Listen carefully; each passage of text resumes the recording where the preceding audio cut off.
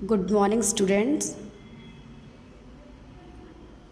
आपकी वही कविता पार्ट 3 कविता माँ के एक कहानी जो मैंने कल पढ़ाई थी, आज मैं उसी को आगे पढ़ाने जा रही हूँ।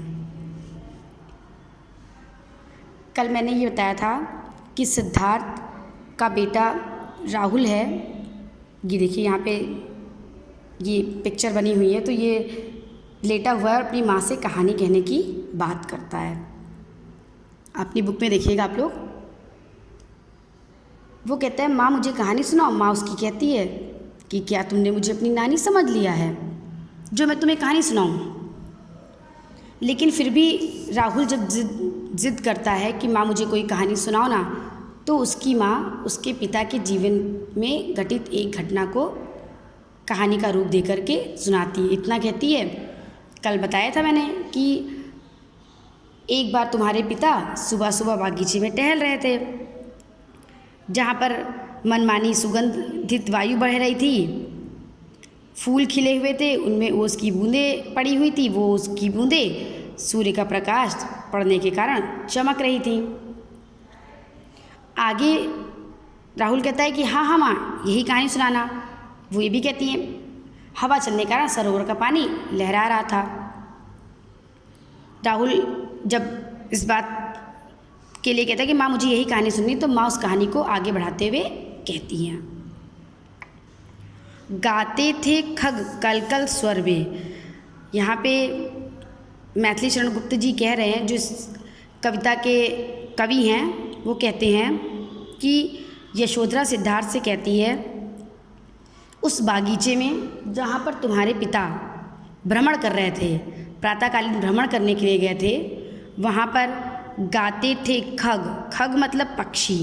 वहाँ पर जितने भी पक्षी थे वो कल कल स्वर में गा रहे थे, यानी पक्षी का कलरव वहाँ पे गूंज रहा था। पक्षियों की जो चहचहाहट थी, आवाज़ थी, वो चारों तरफ हो रही थी, पक्षियों की आवाज़ आ रही थी।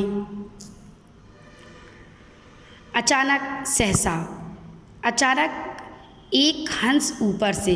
अचानक कहती हैं राहुल की माता कि उस बागीचे में अचानक से, जहाँ तुम्हारे पिता भ्रमण कर रहे थे, वहीं पर अचानक एक हंस ऊपर से आकर के गिरा बिद्ध होकर खर शर से। बिद्ध मतलब घायल होकर के, खर मतलब नुकीले, शर मतलब बाण से।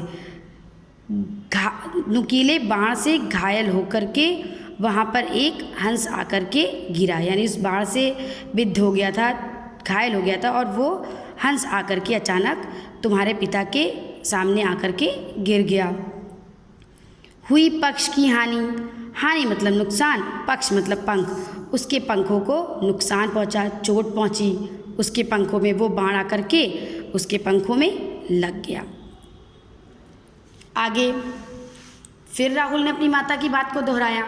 जब उसकी माता ने ये कहा कि अचानक तुम्हारे पिता भ्रमण कर रहे थे और एक हंस जो बहुत नुकीले बाण से घायल होकर के धरती पर आकर के गिरा, उसके एक पंख का नुकसान हो गया था।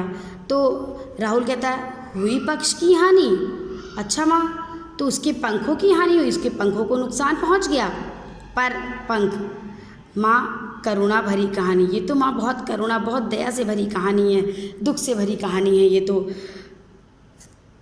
आगे फिर यशोधरा कहती हैं, चौंक उन्होंने उसे उठाया। उन्होंने ये सर्वनाम प्रयोग किया गया है सिद्धार्थ के लिए, जो कि सिद्धार्थ के पिता थे। वो कहती हैं, चौंक उन्होंने उसे उठाया। यशोधरा कहती हैं कि तुम्हारे पिता चौंक गए उसको गिरा हुआ देख करके, और उन्होंने चौंक करके उसको उठाया, उस घायल हंस को उठाया। नया जन्म सा उसने पाया। वो हंस बहुत घायल अवस्था में गिरा हुआ था। अचानक जब तुम्हारे पिता ने उसको उठाया तो ऐसा लगा उस हंस को कि उसको नया जन्म मिल गया है। अभी तुम्हारे पिता उसको उठा ही पाए थे कि इतने में आखेटक आया। इतने में वहाँ पर शिकारी आ गया था, जिसने उस हंस को बाण से घायल किया था। बच्चों ध्यान दीजिएगा, सिद्धार्थ राहुल के पिता हैं। और राहुल के ही भाई सिद्धार्थ राहुल के पिता हैं और सिद्धार्थ के भाई देवदत्त ने ही उस हंस को घायल कर दिया था। यानी कि यहाँ पर बताया गया है कि माँ यशोधरा बेटे राहुल को देवदत्त द्वारा शिकार किए गए हंस को और सिद्धार्थ के द्वारा बचाए जाने की कहानी को सुना रही हैं कि जिसको देवदत्त ने शिकार किया जिस हंस का और उसी हंस को बचाया था सिद्धार्थ ने। तो इतनी ही देर में वहाँ पर कौन आ गया? इतनी देर में वहाँ पर आखेटक आया, शिकारी आ गया, लक्ष्य सिद्धि का मानी, जिसको अपने लक्ष्य का बहुत मानी मतलब घमंड, अभिमान था, जिसको बहुत घमंड था, अभिमान था इस बात का कि वो एक बार जिसको लक्ष्य करके निशाना साध करके जिसको मारता है उसको बाण लग ही जाता है। उस आखेटक को इस बात का घमंड था।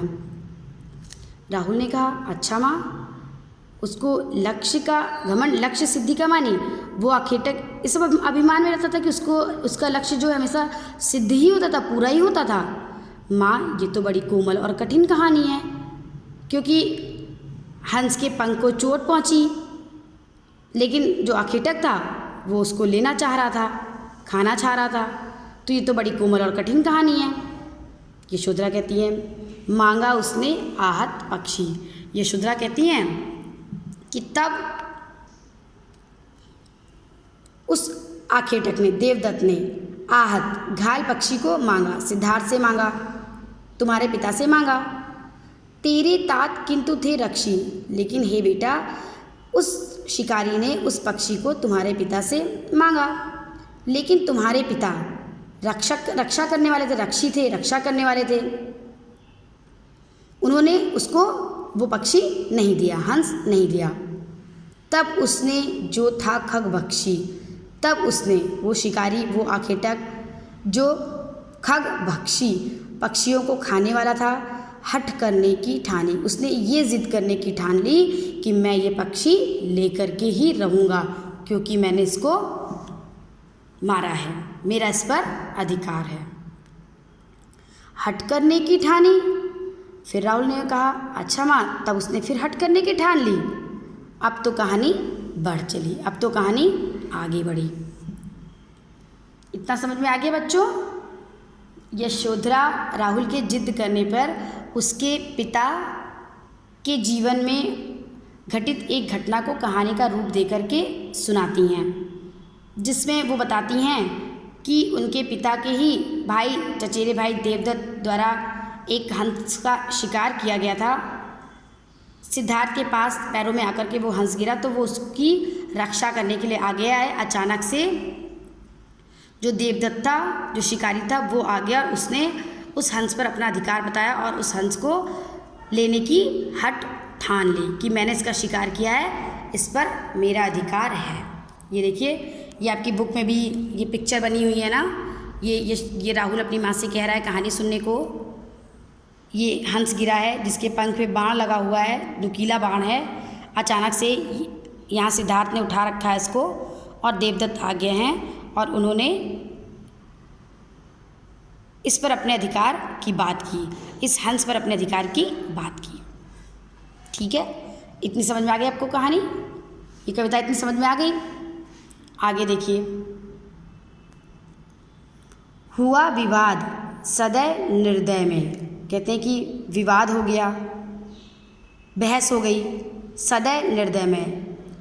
सदैव दया से युक्त हृदय वाले और निर्दय जिसमें दया नहीं थी। दया से युक्त हृदय वाले यानी तुम्हारे पिता, और निर्दय यानी कि वो आखेटक शिकारी, दोनों में विवाद हो गई, बहस हो गई कि ये पक्षी, इस पक्षी पे मेरा अधिकार है। देवदत्त कह रहे थे, आखेटक कह रहा था कि पक्षी को मैंने मारा है इसलिए इस पर अधिकार मेरा है। तुम्हारे पिता कहते मैंने रक्षा की इसलिए इस पर अधिकार मेरा है। उभय आग्रही, उभय दोनों, उभय मतलब दोनों, दोनों ही, तुम्हारे पिता और आखेटक दोनों ही आग्रही थे, दोनों ही हट कर रहे थे, अपनी बात के लिए अड़े हुए थे। स्व विषय में, अपने विषय में दोनों ही हट करके बैठे हुए थे। यानी कि देवदत्त उस पक्षी को चाहता था, लेना चाहता था, और सिद्धार्थ उस पक्षी को देना नहीं चाहते थे। देवदत्त कहते थे जो आखेटक था वो कहता था कि इस पर मेरा अधिकार है क्योंकि मैंने इसको मारा है, और सिद्धार्थ कहते थे कि मैंने इसको बचाया इसलिए इस पर मेरा अधिकार है। गई बात तब न्यायालय में, तब ये बात न्यायालय में गई। जब इसका निर्णय दोनों नहीं ले पाए तब इस बात को न्यायालय में पहुंचाया गया। सुनी सभी ने जानी, सब ने इस घटना को सुना और सभी ने जाना। अब इतना ही रख लीजिएगा कल के लिए, फिर अगली इसकी व्याख्या हम अगले दिन आपको बताएंगे। जिसको जो भी ना समझ में आए वो मुझसे पूछ लीजिएगा लेगा।